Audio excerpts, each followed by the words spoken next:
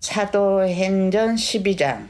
그때에 헤롯 왕이 손을 들어 교회 중에서 몇 사람을 해하려 하여 요한의 형제 야고보를 칼로 죽이니, 유대인들이 이 일을 기뻐하는 것을 보고 베드로도 잡으려 할세. 때는 무교절 기간이라 잡음에 옥에 가두어 군임 넷씩인 네 패에 맡겨 지키고 유월절 후에 백성 앞에 끌어내고자 하더라. 이에 베드로는 옥에 갇혔고 교회는 그를 위하여 간절히 하나님께 기도하더라. 헤롯이 잡아내려고 하는 그 전날 밤에 베드로가 두 군인 틈에 에서 두 쇠사슬에 매어 누워 자는데 파수꾼들이 문 밖에서 옥을 지키더니 호련히 주의 사자가 나타나매 옥중에 강채가 빛나면 또 베드로의 옆구리를 쳐 깨워 이르되 급히 일어나라 하니 쇠사슬이 그 손에서 벗어지더라.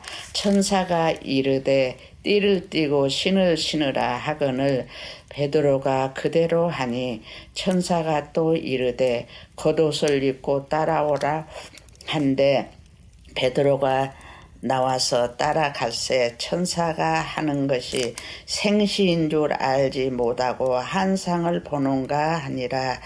이에 첫째와 둘째 파순을 지나 시내로 통한 세문에 이르니 문이 저절로 열려지는지라. 나와서 한 거리에 지나매 천사가 곧 떠나더라.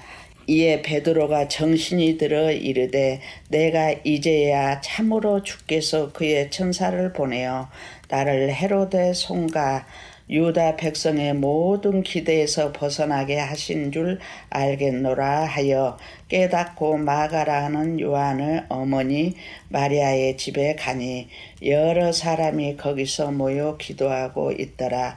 베드로가 대문을 두드는데 노대라 하는 여자아이가 영접하러 나왔다가 베드로의 음성인 줄을 알고 기뻐하여 문을 미처 열지 못하고 달려 들어가 말하되 베드로가 대문 밖에 섰더라 하니 그들이 말하되 내가 미쳤다 하나 여자아이는 힘써 말하되 참말이라 하니 그들이 말하되 그러면 그의 천사라 하더라.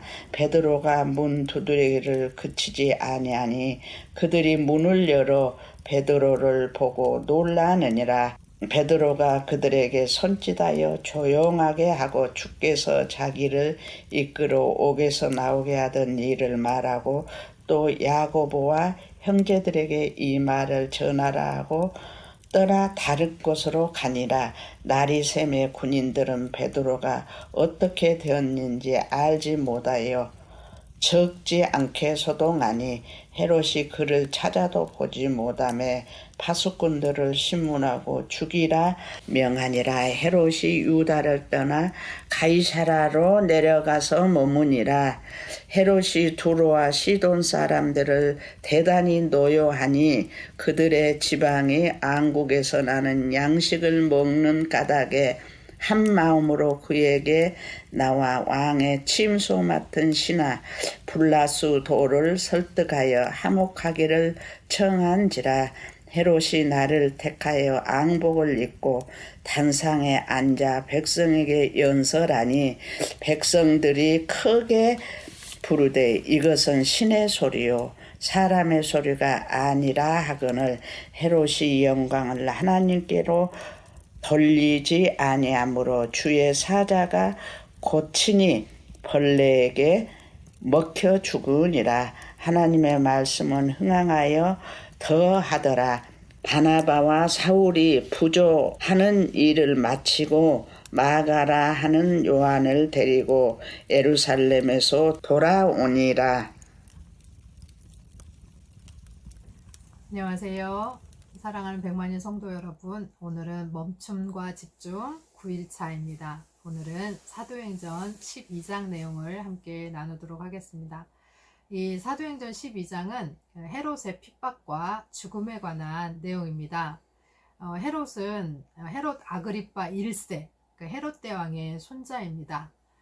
그는 요한의 형제였던 야고보를 이렇게 죽였습니다. 그런데 사람들이 이렇게 좋아하는 것을 봤어요. 유대인들이 그것을 기뻐하는 것을 보고 베드로도 잡아서 감옥에 가두게 됩니다. 베드로는 탈출하지 못하도록 이 16명의 군사들이 6시간마다 교대를 하면서 베드로를 지키게 됩니다. 그리고 베드로의 그 발에 착고가 채워지고 자유롭지 못하도록 이렇게 되어 있었습니다. 그때 교회는 베드로를 위해서 기도했습니다. 간절히 기도했습니다. 그 시간에 주의 사자가 베드로를 찾아가서 베드로를 깨우고 그 베드로의 손에 있었던 쇠사슬을 벗겨줍니다. 베드로는 이 큰 일을 모여 있었던 성도들에게 가서 이야기하고 그들을 든든하게 세우고 주님의 말씀을 전하기 위해서 또 떠납니다.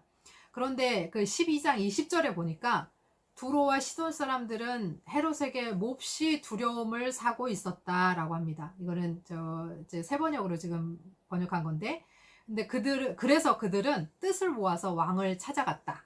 그들은 왕의 침실 시종 블라스도를 설득하여 그를 통해서 헤롯에게 화평을 청하였다. 그들의 지방이 왕의 영토에서 식량을 공급받고 있었으므로 이렇게 할 수밖에 없었다. 그러니까 두로와 시돈 사람들이 헤롯 대왕에게 몹시 노여움을 산 일이 있어서 왕하고 화해를 하려고 그 시종이었던 블라스도를 설득해서 왕하고 화해하는 자리를 마련했다는 거예요. 근데 왜 해야만 할 수밖에 없었냐? 그것은 헤롯의 영토에서 나는 식량을 공급받아야만 했기 때문에 그랬다라고 하는 거죠. 그러니까 두로와 시돈 사람들이 헤롯에게 약점을 잡히고 있었던, 밑에 있었던, 그러니까 헤롯이 좀 갑질을 하는 위치에 있었다라고 볼 수 있는 거죠.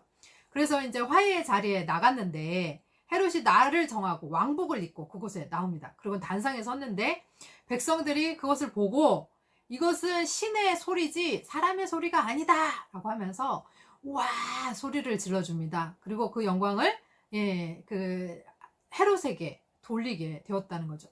그러자 헤롯도 이것은 신의 소리지 사람의 소리가 아니다 라고 하는 소리를 듣고 그것을 겸손하게 하나님께 영광을 돌린 게 아니라 자기 자신에게 영광을 돌리고 하나님께 영광을 돌리지 않았다라고 합니다. 그러자 주의 사자가 쳐서 벌레가 먹어서 죽게 되었다라고 성경은 기록합니다.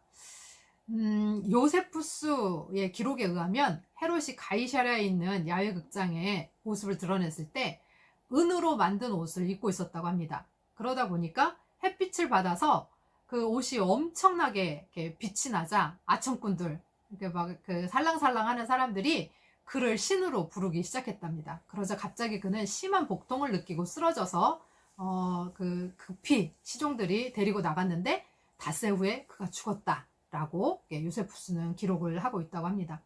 어쨌든 정확하게 원인은 알 수 없지만 헤롯의 죽음은 그의 교만에 대한 하나님의 심판이었다라고 누가는 보고 이 사도행전을 기록했습니다.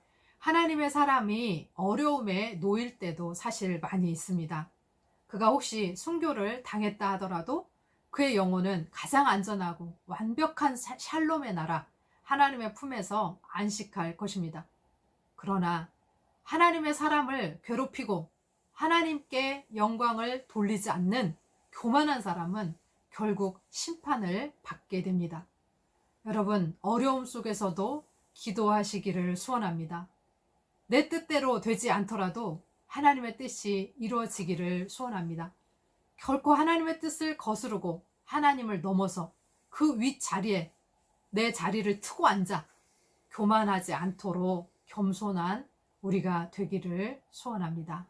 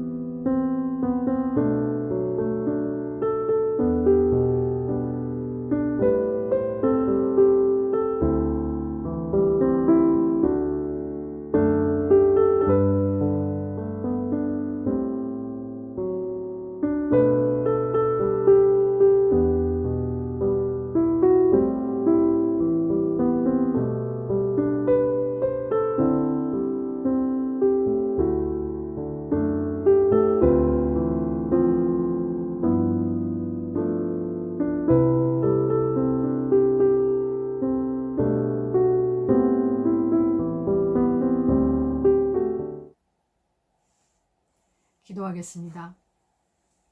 하나님 아버지, 주님의 백성들이 고난을 받지 않으면 좋겠지만 고난을 받을 때가 너무나 많습니다. 가장 최악의 고난으로 목숨을 잃을 때도 있습니다. 그러나 주님, 우리가 목숨을 잃는다 할지라도 가장 안전하고 가장 완벽한 샬롬의 나라 하나님 품 안에 있을 것을 기억하면서 우리의 그 무엇보다도 돈도 명예도 또 하나님 우리의 목숨까지도 하나님의 나라 앞에 있을 수 없다는 마음을 갖고 나아가기를 소원합니다. 우리가 그렇게 나아갈 때 하나님께서 갚아 주실 것을 믿습니다. 그러나 하나님 아버지, 주의 백성들을 괴롭히며 하나님 나라를 회방하는 자들은 언제 어떻게 그것은 우리가 알 수 없으나 하나님께서 반드시 심판하신다는 것을 명심하면서 하나님 나라의 공의가 이루어질 수 있도록 하나님 앞에서 말씀과 기도로 승리하며 사는 우리가 되게 하여 주시옵소서. 겸손하게 하여 주시옵소서. 주님 뜻 가운데 나아가게 하여 주시옵소서. 예수님의 이름으로 기도합니다. 아멘.